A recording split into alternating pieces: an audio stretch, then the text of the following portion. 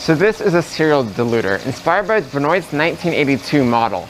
Up here we're going to have our clean water entering the system, and that's going to be coming down in equal amounts down into the next layer, which is where the toxicant is introduced. So right here we have our P pump, which is going to be introducing our toxicant, or in this case our purple dye, right? And as it comes up, it's going to be entering this chamber first, which is going to be our high concentration. This is called a serial diluter because this is the dilution is going to work in serial. So if this, for instance, we're getting 100% of our dose, right? The next dosage would be at 50% of it, and then at 25% of the initial one, and then at 12.5% of the initial one, right? So you're taking half of each previous concentration is what will end up in the next concentration. And then we can follow the water as it goes down into all these different colored. You can see the concentration really line up well there. And then it will go into these different tubes, which can then go to our actual place where we want the concentration ending up, where we can measure our gradient.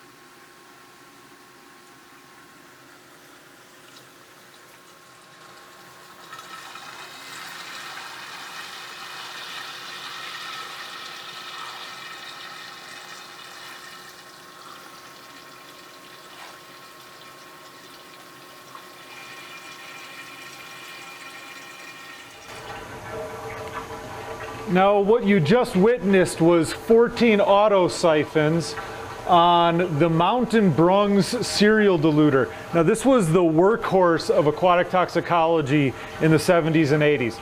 Prior to this, there really wasn't a way to create flow through exposures. Everything was done static renewal, and there's some huge limitations to static renewal. This is more similar to what a fish or an aquatic insect might feel in a river, this constant replenishing of toxicant. Now, it's a rather complex system. You'll notice that we have numerous auto siphons at different depths to dilute or prescribe the correct amount of makeup water. And we have different auto siphons at different depths here of the toxicant.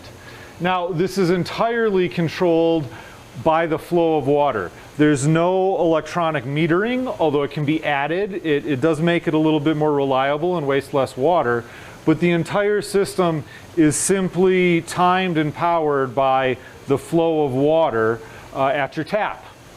Now, the toxicant is delivered by a P pump, but there were older systems to deliver that toxicant, even some that were devised in the Roman era.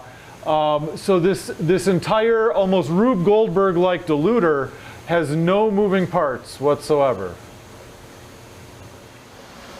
In this one-of-a-kind diluter system for our annular preference chamber, we're going to have our flow of water being split equally up in these two head tanks.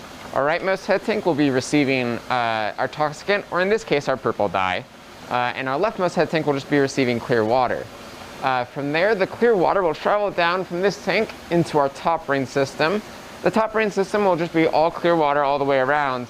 However, the clear water will be exiting in equal amounts into these little funnels, which lead into the bottom ring system. The bottom ring system will then also be receiving water right here from the toxicant stream, or again, the purple dye. And this will be where it's going to be most concentrated, but as we move around the circle, we'll slowly get less and less concentrated, creating a really smooth gradient, which looks very nice, as we can see.